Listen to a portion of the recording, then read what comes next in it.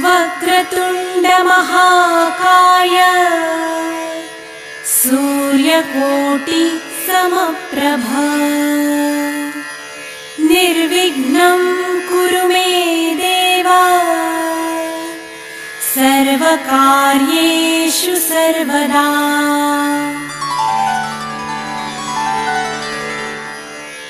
स्वस्ति श्री गणनायकं गजमुखं मोरेश्वरं सिद्धिदं बल्लाळं मुरुढं विनायकमढं चिन्तामणिं स्थेवरं लीलाद्रिं गिरिजात्मजं सुवरदं विघ्नेश्वरं ओझरं ग्रामोराञ्जणसंस्थितो गणपति देवं प्रणमाम्यहम्।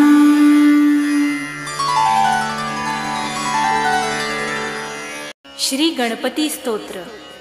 प्रणम्य शिरसा देवं गौरीपुत्रं विनायकं भक्तावासं स्मरे नित्यं मायुक्कामार्थसिद्धये।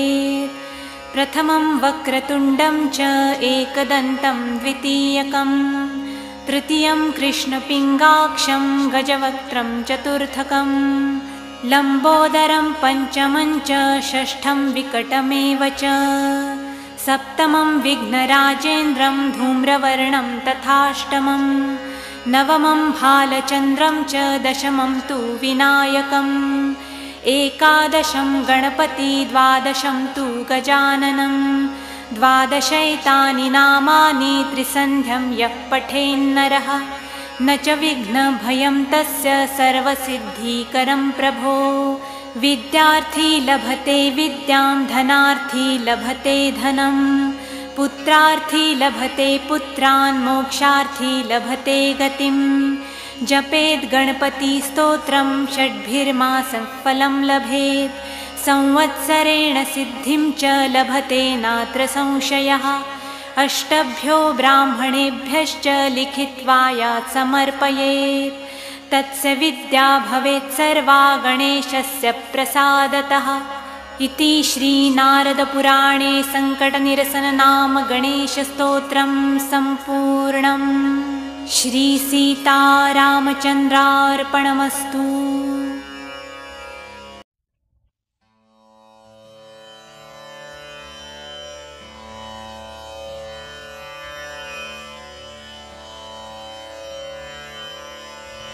श्री गणेशाय नमः।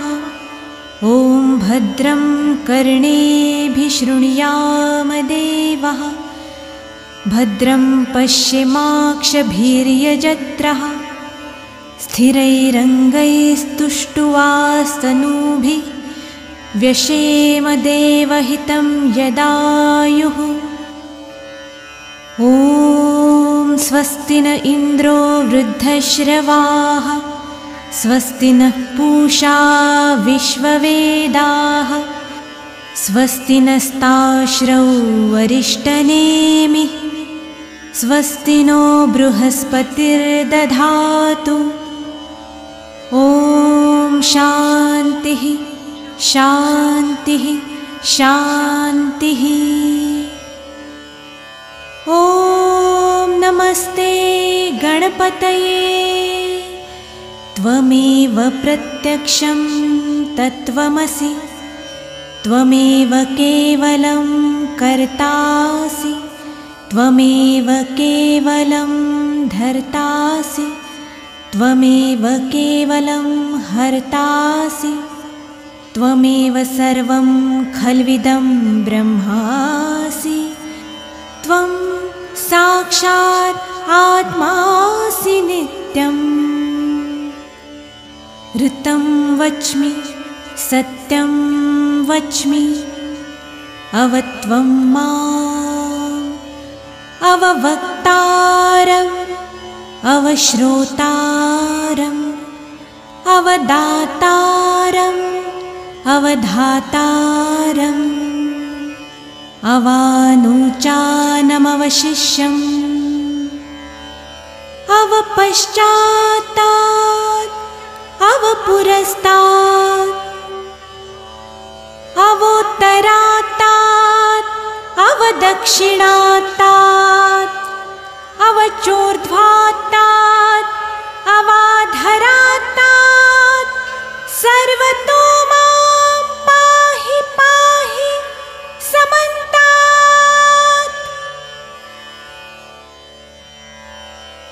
त्वं वाङ्मयस्त्वं चिन्मयः त्वमानन्दमयस्त्वं ब्रह्ममयः त्वं सच्चिदानन्दाद्वितीयोऽसि।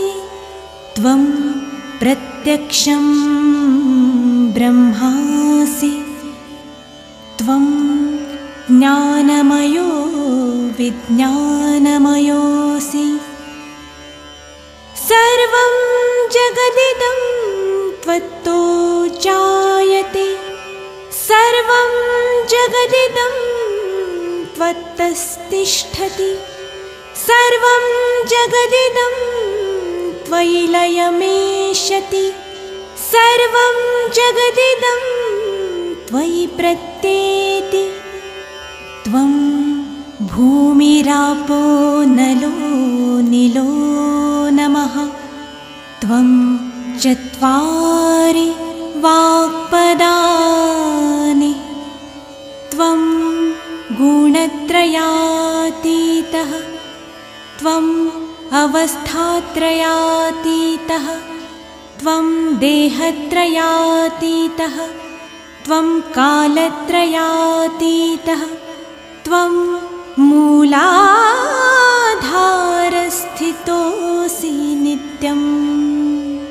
त्वं शक्तित्रयात्मकः त्वं योगिनो ध्यायन्ति नित्यम्। त्वं ब्रह्मस्त्वं विष्णुस्त्वं रुद्रस्त्वं इन्द्रस्त्वं अग्निस्त्वं वायुस्त्वं सूर्यस्त्वं चन्द्रमास्त्वं ब्रह्मभूर्भुवस्वरोम।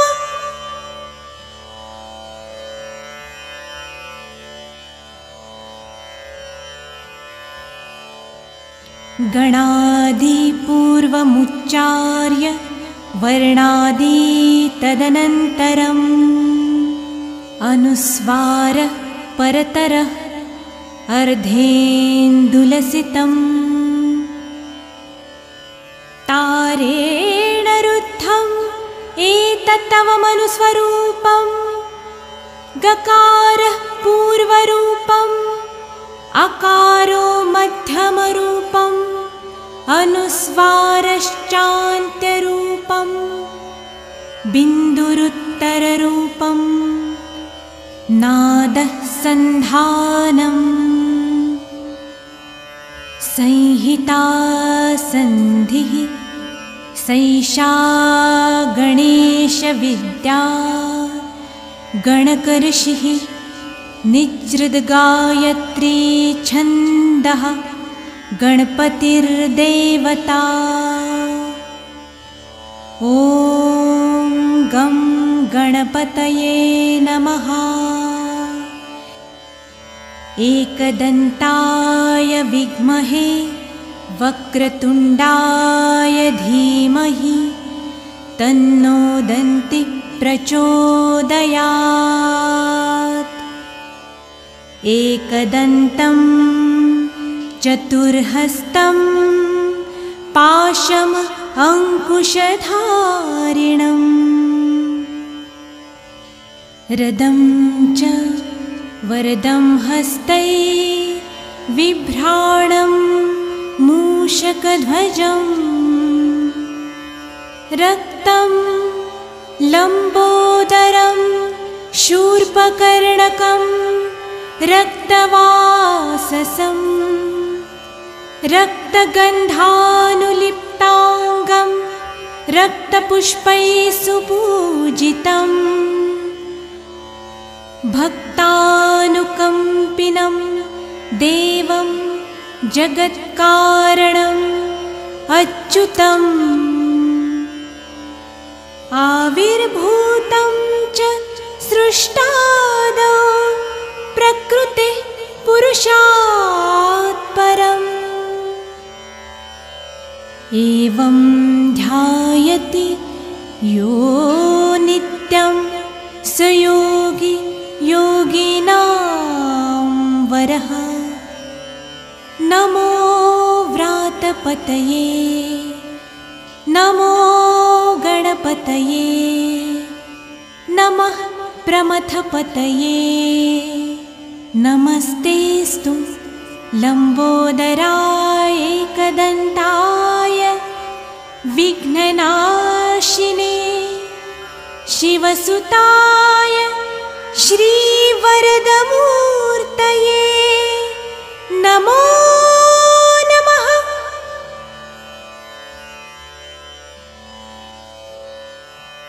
एतद् अथर्वशीर्षयोधिते स ब्रह्म भूयाय कल्पते स सर्वतः सुखमेधते स सर्वविघ्नैर्न बाध्यते स पञ्चमहापापात् प्रमुच्यते सायमधियानो दिवसकृतं पापं नाशयति प्रातरधियानो रात्रिकृतं पापं नाशयति सा प्रातः प्रयुञ्जानो अपापो भवति सर्वत्राधियानो पविघ्नो भवति धर्मार्थकाममोक्षं च विन्दति।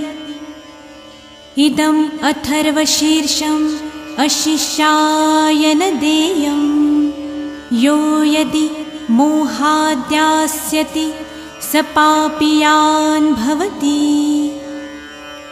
सहस्रावर्तनात् यं यं काममधिते तं तमनेन साधयेत्।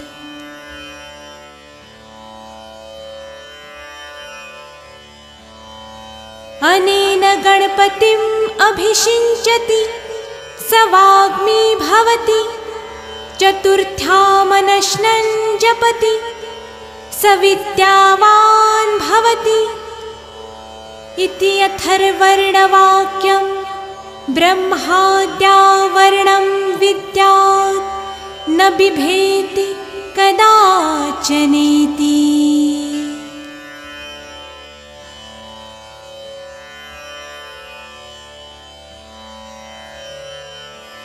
यो दूर्वाङ्कुरैर्यजति स वैश्रवणोपमो भवति यो लाजैर्यजति स यशोवान् भवति स मेधावान् भवति यो मोदकसहस्रेण यजति स वाञ्छितफलमवाप्नोति यः साज्यसमिदभिर्यजति स सर्वं लभते स सर्वं लभते।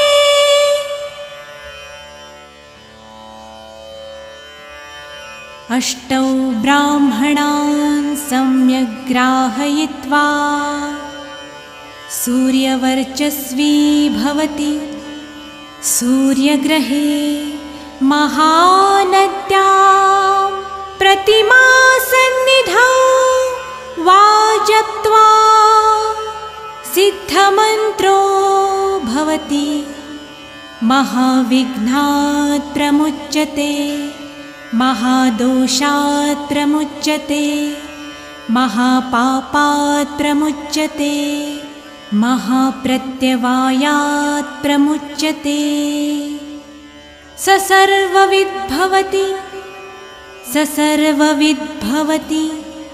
य एवं वेद इत्युपनिषद्। ॐ सहनाववतु सहनौ सह वीर्यकरवावहै तेजस्विनावधीतमस्तु मा विद्विषावहे। ॐ शान्तिः शान्तिः शान्तिः। इति श्रीगणपति अथर्वशीर्षं सम्पूर्णम्। श्री एकदन्त गणेश स्तोत्र।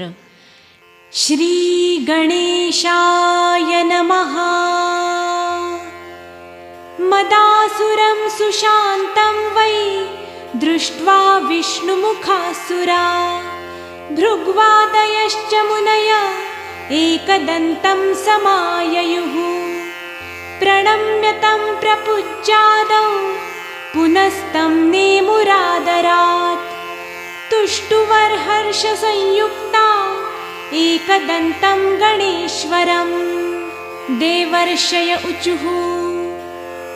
सदात्मरूपं सकलादि भूतममायिनं सोऽहं चिन्त्यबोधम्। अनादिमध्यान्तविहीनमेकं तमेकदन्तं शरणं व्रजामः। अनन्तचिद्रूपमयं गणेशं ह्यभेदभेदादिविहीनमाद्यं हृदि प्रकाशस्य धरं स्वधिस्थं तमेकदन्तं शरणं व्रजामः। विश्वादिभूतं हृदि योगिनां वै प्रत्यक्षरूपेण विभान्तमेकं सदा निरालम्बसमाधिगम्यं तमेकदन्तं शरणं व्रजामः। स्वबिम्बभावेन विलासयुक्तं बिन्दुस्वरूपा रचिता स्वमाया। तस्यां स्ववीर्यं प्रददाति यो वै तमेकदन्तं शरणं व्रजामः। त्वदीयवीर्येण समर्थभूता माया तया संरचितं च विश्वम्। नादात्मकं ह्यात्मतया प्रतीतं तमेकदन्तं शरणं व्रजामः। त्वदीयसत्ताधरमेकदन्तं गणेशमेकं त्रयबोधितारम्। सेवन्तापुस्तमजं त्रिसंस्थास्तमेकदन्तं शरणं व्रजामः। ततस्त्वया प्रेरित एव नाद स्तेनेदमेवं रचितं जगद्वै।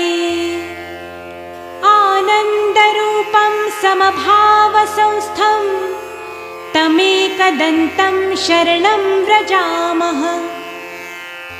तदेव विश्वं कृपया तवैव सम्भूतमाद्यं तमसा विभातम्। अनेकरूपं ह्रजमेकभूतं तमेकदन्तं शरणं व्रजामः। ततस्त्वया प्रेरितमेव तेन सृष्टं सुसूक्ष्मं जगदेकसंस्थम्।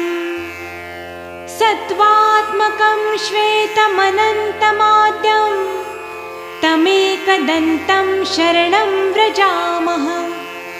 तदेव स्वप्नं तपसा गणेशं संसिद्धिरूपं विविधं बभूव। सदेकरूपं कृपया तवापि तमेकदन्तं शरणं व्रजामः। सम्प्रेरितं तच्च त्वया हृदिस्थं तथा सुसृष्टं जगदंशरूपं। तेनैव जाग्रन्मयं प्रमेयं तमेकदन्तं शरणं व्रजामः। जाग्रत्स्वरूपं रजसा विभातं विलोकितं तत्कृपया यदैव। तदा विभिन्नं भवदेकरूपं तमेकदन्तं शरणं व्रजामः। एवं च सृष्ट्वा प्रकृतिस्वभावात् तदन्तरे त्वं च विभासि नित्यं। बुद्धिप्रदाता तमेकदन्तं शरणं व्रजामः। त्वदाज्ञया भान्ति ग्रहाश्च सर्वे, नक्षत्ररूपाणि विभान्ति खेवै। आधारहीनानि त्वया धृतानि, तमेकदन्तं शरणं व्रजामः। त्वदाज्ञया सृष्टिकरो विधाता, त्वदाज्ञया पालक एव विष्णुः। त्वदाज्ञया संहरको हरोऽपि, तमेकदन्तं शरणं व्रजामः। यदाज्ञया भूर्जलमध्यसंस्था, यदाज्ञयापः प्रवहन्ति नद्यः। सीमां सदा रक्षति वै समुद्र, तमेकदन्तं शरणं व्रजामः। यदाज्ञया देवगणो दिविस्थो, ददाति वै कर्मफलानि नित्यम्। यदाज्ञया शैलगणो चलो वै, तमेकदन्तं शरणं व्रजामः। यदाज्ञया शेष इलाधरो वै, यदाज्ञया मोहप्रदश्च कामः। यदाज्ञया कालधरोर्यमा च, तमेकदन्तं शरणं व्रजामः। यदाज्ञया वाति विभाति वायुर्, यदाज्ञयाग्निर्जठरादिसंस्थ। यदाज्ञया वै सचराचरं च, तमेकदन्तं शरणं व्रजामः। सर्वान्तरे संस्थितमेकगूढं, यदाज्ञया सर्वमिदं विभाति। अनन्तरूपं हृदि बोधकं वै, तमेकदन्तं शरणं व्रजामः। यं योगिनो योगबलेन साध्यं, कुर्वन्ति तं कः स्तवनेन स्तौति। अतः प्रणामेन सुसिद्धिदोस्तु, तमेकदन्तं शरणं व्रजामः। गृत्समदौवाच एवं स्तुत्वा च प्रह्लाद, देवासमुनयश्च वै तूष्णीं भावं प्रपद्यैव, नन्दृतुर्हर्षसंयुताः। सतानुवाच प्रीतात्मा, एकदन्तस्तवेन वै जगात्तान् महाभागान्, देवर्षीन् भक्तवत्सलः। एकदन्त उवाच प्रसन्नोऽस्मि च स्तोत्रेण, सूरासर्षिगणा किल। वृणुध्वं वरदोऽहं वो, दास्यामि मनसीप्सितं।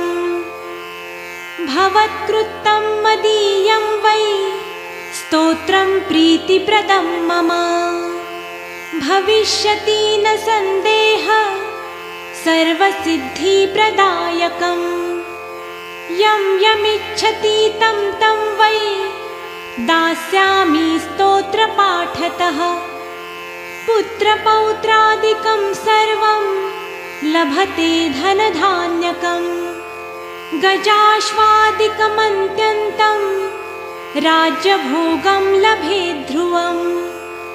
भुक्तिं मुक्तिं च योगं वै, लभते शान्तिदायकम्। मारणोच्चाटनादीनि, राज्यबन्धादिकं च यत्। पठतां शृण्वतां नृणां, भवेच्च बन्धहीनता। एकविंशतिवारं च, श्लोकांश्वैविकविंशतिं। पठते नित्यमेवं च, दिनानि त्वेकविंशतिं। न तस्य दुर्लभं किञ्चित्, त्रिषु लोकेषु वै भवेत्। असाध्यं साधयेन्मर्त्य, सर्वत्र विजयी भवेत्। नित्यं यः पठते स्तोत्रं ब्रह्मभूतः स वै नरः तस्य दर्शनतः सर्वे देवाः पूता भवन्ति वै। एवं तस्य वचः श्रुत्वा प्रहृष्टा देवतर्षयः ऊचुः करपुटा सर्वे भक्तियुक्ता गजाननम्। इति श्री एकदन्तस्तोत्रं सम्पूर्णम्। श्री गणेशाष्टकम्। श्री गणेशाय नमः। सर्वे ऊचुः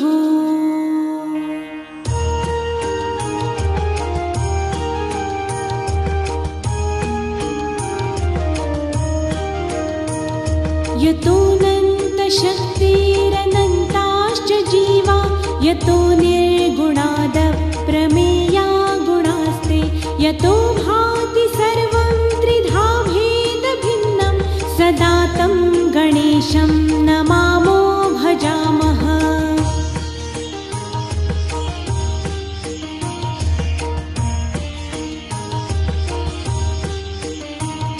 यतश्चाविरासीत् जगत्सर्वमेतत् तथाब्जासनो विश्वगो विश्वगोता तथेन्द्रादयो देवसङ्घा मनुष्या सदा तं गणेशं नमामो भजामः।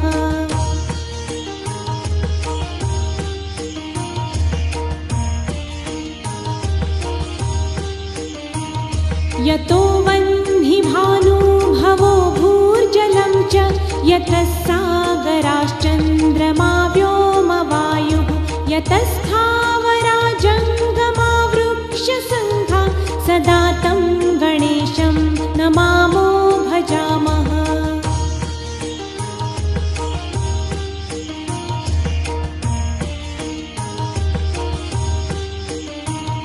यतो दानवा किन्नरा यक्षसङ्घा यतश्चारणा वारणाश्वापदाश्च यतः पक्षिकीटा यतो वीरुधश्च सदा तं गणेशं नमामो भजामः।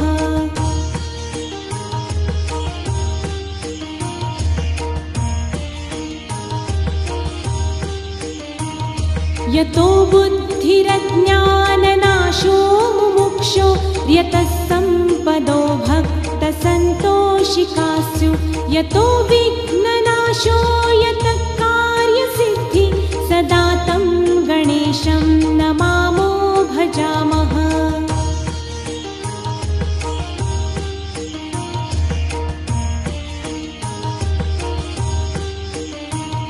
यतः पुत्रसम्पद्यतो वाञ्छितार्थो यतो भक्तविघ्नास्तथानेकरूपा यतः शोकमोहौ यतः काम एव सदा तं गणेशं नमामो भजामः।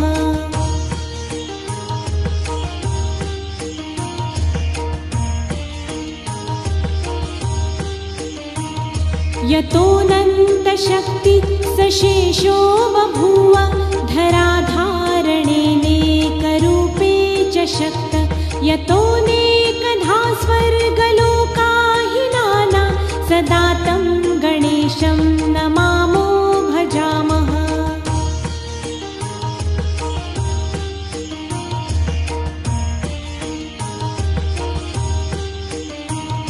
यतो वेदवाचोऽतिकुण्ठा मनोभिः सदा नेति नेतीति यत्ता गृह्णन्ति परब्रह्मरूपं चिदानन्दभूतं सदा तं गणेशं नमामो भजामः। श्री गणेश उवाच पुनरुचे गणाधीश स्तोत्रमेतत् पठेन्नरः त्रिसन्ध्यं त्रिदिनं तस्य सर्वकार्य भविष्यति। यो जपेदष्टदिवसं श्लोकाष्टकमिदं शुभं अष्टवारं चतुर्थ्यां तु सोष्टसिद्धिरवाप्नुयात्। यः पठेन्मासमात्रं तु दशवारं दिने दिने समोचयेद्वन्धगतं राजवध्यं न संशयः। विद्याकामो लभेत् विद्यां पुत्रार्थी पुत्रमाप्नुयात्। वाञ्छितान् लभते सर्वानेकविंशतिवारतः। यो जपेत् परया भक्त्या गजाननपरो नरः। एवमुक्त्वा ततो देवश्चान्तर्धानं गतप्रभुः। इति श्रीगणेशपुराणे उपासनाखण्डे श्रीगणेशाष्टकं सम्पूर्णम्। सुखकर्ता दुःखहर्ता माता विघ्नाची, ओ माता विघ्नाची, पूर्वी पूर्वी प्रेम कृपा जयाची, सर्वांगी सुंदर उटिशेंदुराची, ओ उटिशेंदुराची, कंठी झळके माळ मुक्ता फळांची, जय देव जय देव जय मंगलमूर्ती, जय देव जय देव जय मंगलमूर्ती, दर्शन मात्रे मन कामना पूर्ती, जय देव जय मंगलमूर्ती, ओ श्री मंगलमूर्ती, दर्शन मात्रे मन कामना पूर्ती, जय देव जय मंगलमूर्ती, ओ श्री मंगलमूर्ती।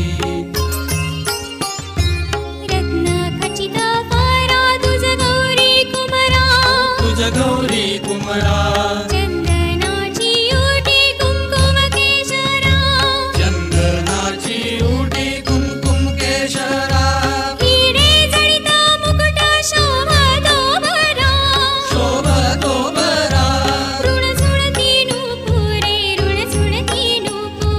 चरणी घागरिया, जय देव जय मंगलमूर्ती, ओ श्री मंगलमूर्ती, दर्शन मात्रे मन कामना पूर्ती, जय देव जय मंगलमूर्ती, ओ श्री मंगलमूर्ती।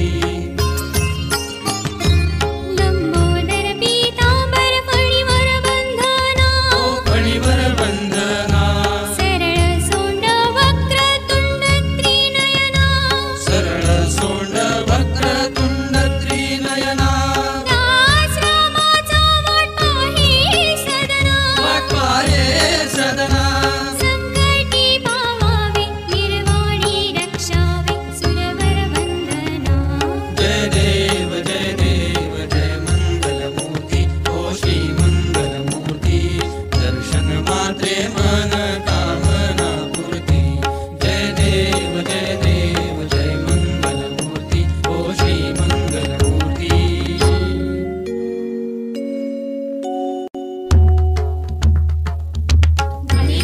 गणपती चरण डोळ्यांनी पाहिन रूप तुझे, प्रेमे आलिंगिन आनंद पूजिन भावे ओवाळीन म्हणे नवा, त्वमेव माता पिता त्वमेव बंधु सखा त्वमेव विद्यालयं त्वमेव सर्वं मम देव कायेन वाचा मनसेन्द्रिये वा बुद्ध्यात्मना वा प्रकृति स्वभावात् करोमि यद् सकलं परस्मै नारायणाय समर्पयामि। अच्युतं केशवं रामनारायणं कृष्णदामोदरं वासुदेवं हरि श्रीधरं माधवं गोपिकावल्लभं जानकीनायकं रामचन्द्रं भजे। हरे राम राम राम हरे हरे, हरे कृष्ण कृष्ण कृष्ण हरे हरे, हरे राम राम राम हरे हरे, हरे कृष्ण कृष्ण कृष्ण हरे हरे, हरे राम राम राम हरे हरे, हरे कृष्ण कृष्ण कृष्ण हरे हरे।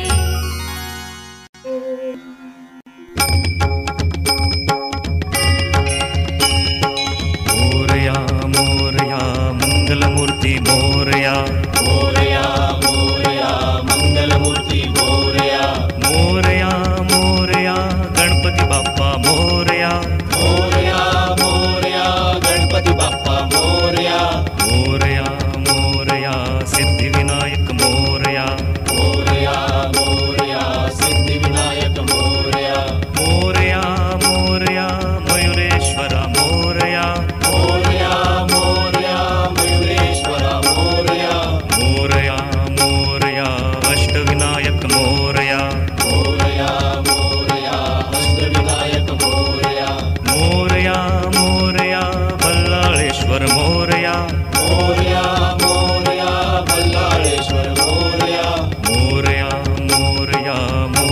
मोरेश्वरा मोरया मोरया मोरया मोरेश्वरा मोरया मोरया मोरया मंगलमूर्ती मोरया मोरया मोरया मंगलमूर्ती मोरया मोरया मोरया गणपती बाप्पा मोरया मोरया